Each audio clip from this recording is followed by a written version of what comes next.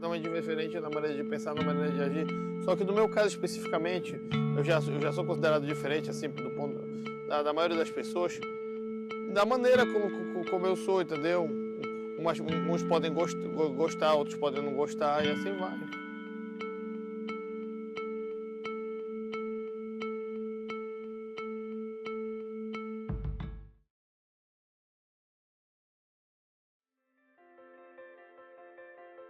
Há 20, 30 anos atrás, se tinha uma expectativa de que para cada 1000 nascimentos, uma criança nasceria com autismo. De 10 anos para cá, esse índice subiu de um autista para cada 100 nascimentos. Hoje, nos Estados Unidos, tem uma estatística de que 1 para cada 88 crianças nascidas lá vão apresentar o diagnóstico de autismo. Tem uma projeção de que daqui para 2050 vai ser 1 para 25. Então, o autismo é uma questão que vai ser cada vez mais comum na sociedade e a gente tem que estar pronto para lidar com isso.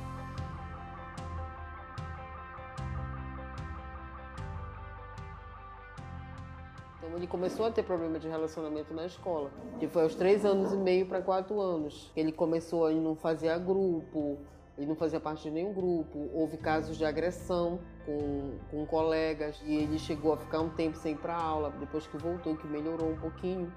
Então aqui ele começou já a apresentar realmente um comportamento, começou a chamar a atenção. Tanto é que no segundo período ele ficou muito apático dentro de sala de aula e ele chegou a repetir. Mas no terceiro período a coisa se acentuou muito. Começou a ficar muito opositivo dentro da sala de aula. E foi quando eu fui buscar, né, o tratamento para ele. Foi o diagnóstico que me deram dele aos 11 anos e meio para os 12 anos. E foi quando a gente tomou a decisão na família de ele sair de Macapá e ele foi morar 1 ano em Belo Horizonte. Foi a minha mãe e meu pai, que já eram aposentados, se disponibilizaram a ir embora e ficaram tomando conta dele. Tem uma teórica, uma estudiosa do desenvolvimento, que ela vê o autismo como alguém chegar na China, né? Ou em qualquer lugar que não tenha nada a ver com sua cultura, língua, etc., você chega, não sabe nada dali e te isolam, te amarram, te isolam não, te tiram toda a possibilidade de você gesticular para se fazer entender. Ela compara o autismo com isso aí. A Abel gosta muito de Belém. É uma cidade muito boa para morar em Belém, tem muitos atrativos. Não pensa assim em sair de Macapá definitivamente, mas ele gosta muito de Belém. Pelo que Belém oferece de coisas novas, diferentes, uma outra maneira de viver, um outro ritmo. O cérebro dele tem uma capacidade bem acima do cérebro de uma pessoa normal, de fixar as informações, mas lógico, aquelas que são de interesse dele, né? No caso dos ônibus, por exemplo, ele faz todo um padrão, por exemplo, qual é o modelo da carroceria, qual é o modelo do motor, qual é o ano de fabricação, qual é a placa do ônibus, qual o número da linha do ônibus. Nunca desistimos, por exemplo, da questão do vestibular da UFPA, que era um curso de estatística, né? Sempre ele disse para mim, mãe, eu queria fazer esse curso de estatística, mas eu queria fazer em Belém, na UFPA. Não chegava a acreditar que fosse possível, porque o vestibular convencional, ele não é adequado para uma pessoa com as características do Abel, ele não é para uma pessoa especial. Eu sabia desse sonho dele, mas assim, poxa, eu pensava que nunca seria possível, né? Eu achava assim, poxa, meu filho nunca vai conseguir passar na Federal do Pará. Foi quando veio a vaga, né?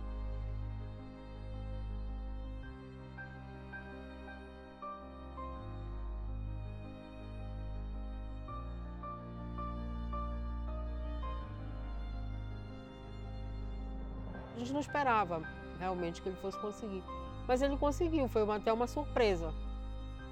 Não é só a oportunidade dele ter um curso superior, é uma oportunidade dele melhorar, crescer e trabalhar realmente as dificuldades da síndrome dele.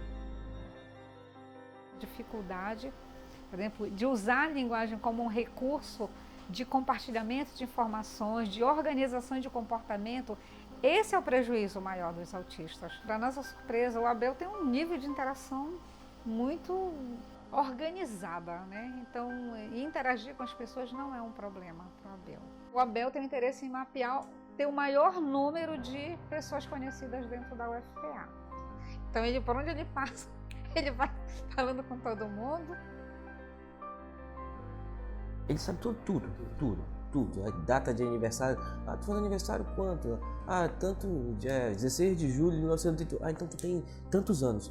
Ele sabe automático essas coisas. Ele tem um potencial gigantesco. Ele é muito comunicativo.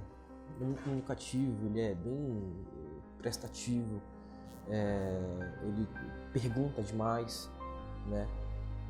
Algumas das perguntas ele foge às vezes do assunto e tal.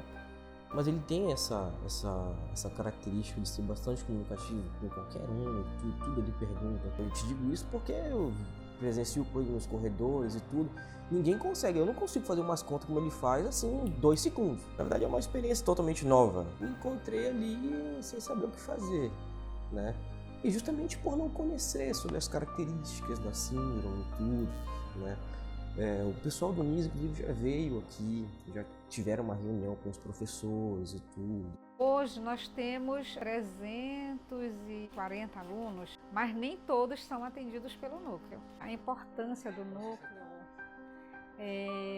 porque ele foi pensado, né, a partir do projeto Incluir, em 2010, pelo MEC, no sentido de criar nas instituições de ensino superior os núcleos de acessibilidade. Uma equipe multiprofissional que possa pensar as políticas públicas, as ações, a organização da instituição para atender a esse público-alvo da educação especial, que são os alunos com deficiência, com transtornos globais do desenvolvimento e com altas habilidades. Então hoje, graças a Deus, aos poucos, a sociedade está acordando para essa necessidade de ter um serviço, de dar condições de uma pessoa especial fazer um curso superior e se inserir no local de trabalho, né? Ser uma pessoa produtiva. Dá para conseguir ser um bom profissional? É possível, óbvio. A família faz parte disso. Você vai trabalhar isso com ele, com o tempo, para ele poder achar, não, eu sou tranquilo, eu consigo fazer as coisas. E de fato muitos conseguem. E à medida que ele passa a interagir com as pessoas passam a aprender a interagir com elas e o que é mais importante, elas possam aprender a respeitar. Por que as famílias sofrem? Porque como a sociedade não reconhece ainda o que é, né, quem é e o que é o autismo, não conhece e não reconhece na criança ou no adolescente ou no adulto que está no supermercado, que está na igreja, que está na praça, eles não aceitam muito. A mãe do Abel me perguntava muito quando eu dizia: ele precisa de referência. Ele fez isso, algo que ele trouxe de disfuncional, aí a gente sentava para discutir e eu dizia: ele precisa disso, ele precisa que você diga, ele precisa, ao acordar, disso aqui, dessa direção.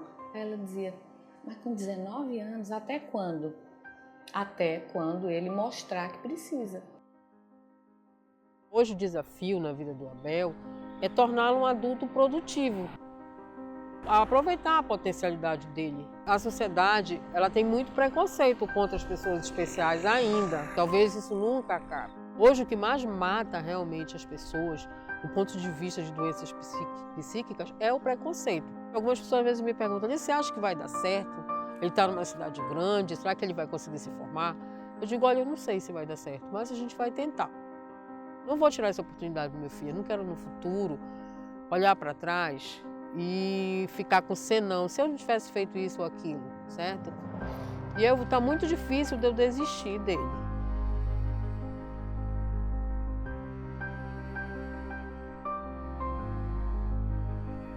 Ao mesmo tempo, eu não gostaria que meu filho fosse diferente do que ele é.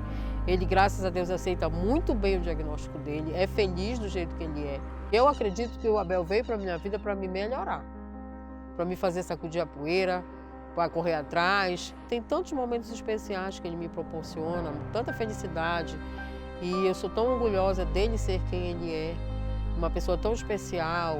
Cuidar de um filho especial é complicado, é difícil. Você tem que renunciar a muita coisa. Ele exige muito mais de você. Mas, ao mesmo tempo, você vai ter vitórias que você não teria se o seu filho fosse dito normal. Porque, na verdade, normal ninguém é normal. Só por ser humano, já sabe que ele não é normal, porque cada um é diferente do outro. Deus nos fez únicos e especiais todos. Alguns mais, né? Como é o caso do Abel. Consegue definir, Abel, o que é o Asperger? O Asperger, porque assim, o nome Asperger era de um cara também, era Louis Asperger, baseado no caso do grau de autismo dele, que é diferenciado, entendeu? É o foco em alguns assuntos, entendeu? A maneira de comportar em si, entendeu? Que é muito diferenciada. É um hábito também da pessoa, da pessoa, por exemplo, gostar muito de conversar. Cada um é diferente na maneira de pensar, na maneira de agir. Só que no meu caso especificamente, eu já sou considerado diferente, assim, do ponto da maioria das pessoas, da maneira como eu sou, entendeu? Uns podem gostar, outros podem não gostar, e assim vai.